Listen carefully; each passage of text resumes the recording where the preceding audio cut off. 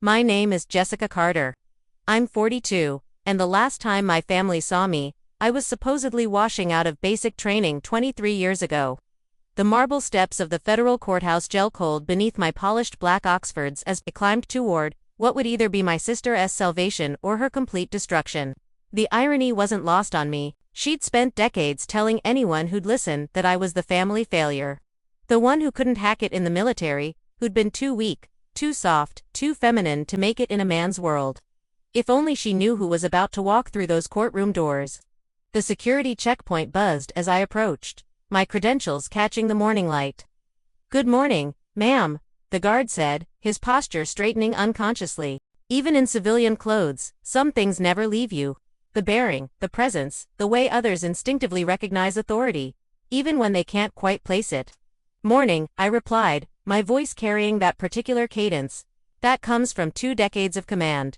2 decades my family knew nothing about. The elevator ride to the 3rd floor gave me time to center myself, to prepare for what was coming. Through the narrow window, I could see the parking lot where my sister Emma had no doubt arrived in the same beat-up Honda she'd been driving since college. Probably complaining to our mother about legal fees and how unfair the system was, how she was being railroaded. How, if only she had connections, influence, someone who mattered. She was about to discover she'd had that someone all along. The thing about being underestimated your entire life is that you become very good at staying invisible. When Emma told everyone I'd washed out of the army after 6 weeks, a story she'd apparently fabricated after I stopped calling home during my first deployment, I let her have that narrative. It was easier than explaining why a 19-year-old could untell her family she'd been selected for military intelligence training. Easier than revealing that the failure they pied had actually been fast-tracked through every leadership program the Army offered. Easier than admitting that their disappointment in me had stopped mattering somewhere around my first Silver Star. The courtroom was exactly as I'd imagined. Oak paneling, high ceilings, that particular smell of old books and older grievances. Emma sat at the defendant's table, her attorney beside her looking like he'd rather be anywhere else. Embezzlement charges have a way of making even the best lawyers nervous, especially when the evidence is as damning as what the FBI had compiled over the past 18 months. My mother sat in the gallery, her face drawn with worry. My father was there too, looking older than his 67 years. Emma's husband, Mark, kept checking his phone, probably calculating how much of their savings was already gone to legal fees. Their 2 teenage sons flanked them, confusion and embarrassment radiating from their hunched shoulders. None of them noticed me slip into the back row. The prosecution's case was methodical, devastating. 3 years of skimmed donations from the children's charity Emma managed. Nearly $200,000 redirected to personal accounts, luxury vacations, private school tuitions. The paper trail was immaculate: bank records, forged signatures, fabricated expense reports, every transaction documented, every lie exposed. Emma's defense was predictably weak. Emotional appeals about being a single mother before she remarried, about medical bills, about how she'd borrowed the money with every intention of paying it back. Her lawyer painted her as desperate, overwhelmed, a victim of circumstances beyond her control. I'd heard it all before, of course. I'd been the one to recommend the FBI open the investigation. "The defense calls character witnesses," Emma's attorney announced, and I watched my family straighten in their seats. This was their moment, their chance to save Emma with testimonials about what a good person she was, how this was all a misunderstanding. One by one, they took the stand. My mother spoke about Emma's devotion to her children, her volunteer work, her struggles as a young mother. My father talked about her college achievements, her business degree, her natural leadership abilities. Friends and co-workers painted a picture of someone who'd simply made a mistake, who deserved a second chance. Through it all, Emma played her part perfectly. Tears at the right moments, grateful nods, the occasional sob into a tissue. The performance was flawless. Just like it had been our entire childhood whenever she needed to escape consequences for her actions. Just like when she deconvinced our parents that I'd been the one who debroken Mom's antique vase, or stolen money from Dad's wallet, or cheated on my essay. Emma had always been gifted at rewriting history, at making herself the victim and everyone else the villain, including the sister who'd supposedly been too weak to survive military training. "Your Honor," her attorney said during closing arguments, "my client is not a career criminal. She's a mother, a daughter, a pillar of her community who made a series of poor decisions during a difficult time in her life. She has family support, people who believe in her, who are willing to help her rebuild her life. The prosecutor's rebuttal was clinical, focusing on the premeditated nature of the crimes. The betrayal of trust, the money stolen from sick children, professional, thorough, and utterly damning. The prosecution would like to call one final witness, Your Honor, the lead prosecutor announced. Someone who was instrumental in bringing this case to our attention. I stood up. The clicking of my heels against the marble floor echoed through the suddenly silent courtroom. As I walked toward the witness stand, I could feel my family's eyes on me, could sense their confusion building into recognition. And finally, inevitably, into shock. Please state your name and occupation for the record, the prosecutor requested. Brigadier General Jessica Carter, United States Army, currently serving as Deputy Director of the Defense Intelligence Agency. The silence that followed was profound.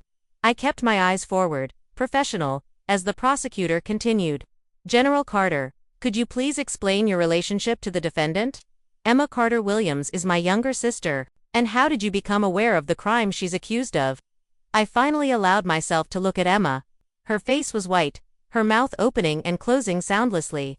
Behind her, I could see my mother gripping my father's arm, both of them staring at me like I was a ghost.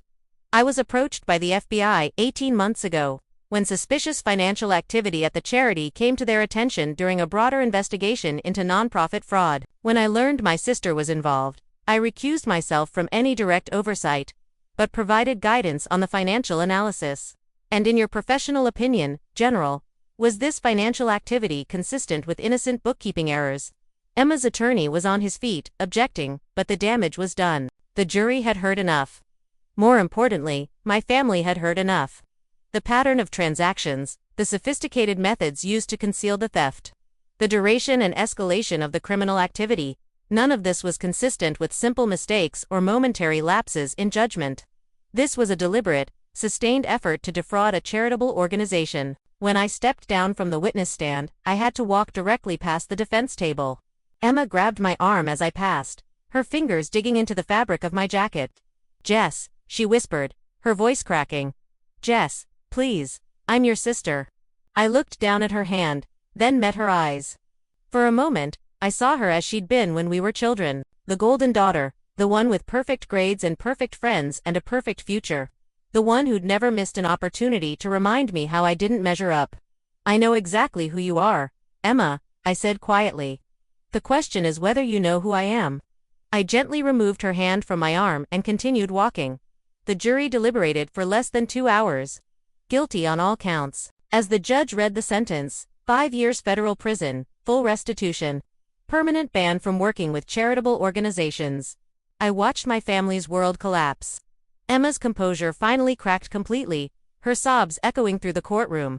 Mark was already on his phone, probably calling someone about custody arrangements for the boys. My parents sat frozen, processing not just Emma's conviction, but the revelation that their failed daughter was one of the most senior intelligence officers in the country. I slipped out during the chaos that followed sentencing, making it halfway to the elevator before my mother's voice stopped me. Jessica. I turned around. She looked smaller, somehow frailer, as if the weight of 2 decades of misconceptions had physically aged her in the span of an afternoon. Why didn't you tell us? She asked, her voice barely audible. The answer was complicated, layered with years of hurt and disappointment, and the gradual realization that some bridges burn themselves. But standing there in that courthouse hallway with Emma's cries still echoing behind us, I found the simple truth. Because you never asked who I really was, I said. You only cared who you thought I wasn't. My father appeared beside her, his face gray with shock. All these years you thought I was a failure. I know. I straightened my shoulders, feeling the familiar weight of responsibility, of command, of a life lived in service to something larger than family drama. And maybe I was in the ways that mattered to you. But I became something else, someone else. The military, my mother said, as if seeing me clearly for the first time.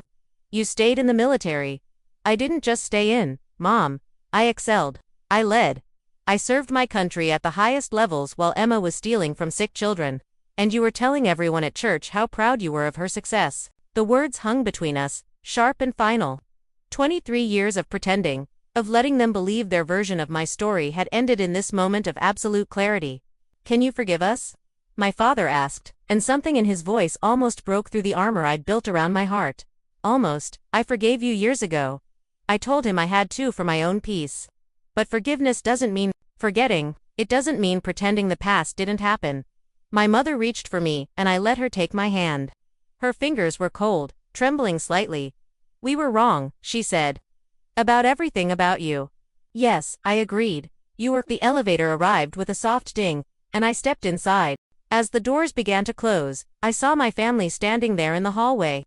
Broken, confused, finally beginning to understand the magnitude of what they'd lost when they decided I was unworth knowing. "General Carter," my father called out, using my title for the first time. I held the elevator door.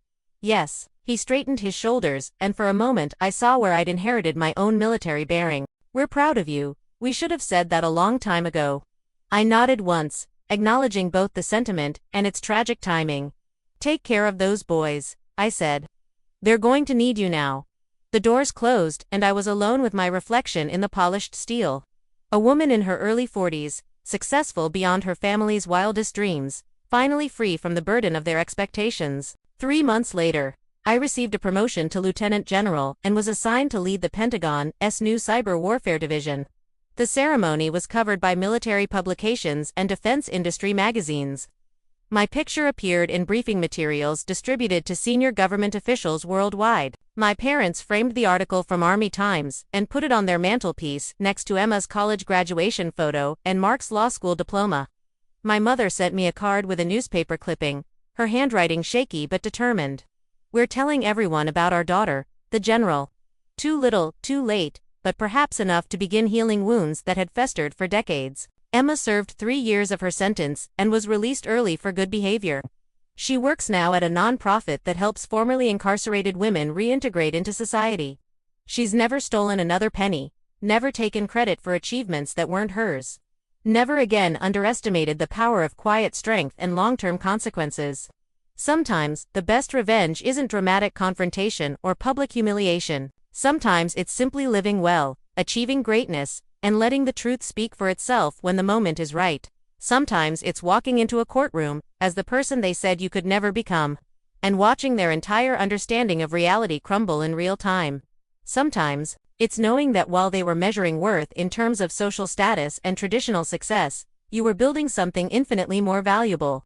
A life of service, honor, and genuine achievement that no amount of family dysfunction could diminish. I never needed their validation to become who I was meant to be, but I'll admit, there was something deeply satisfying about finally showing them exactly who that person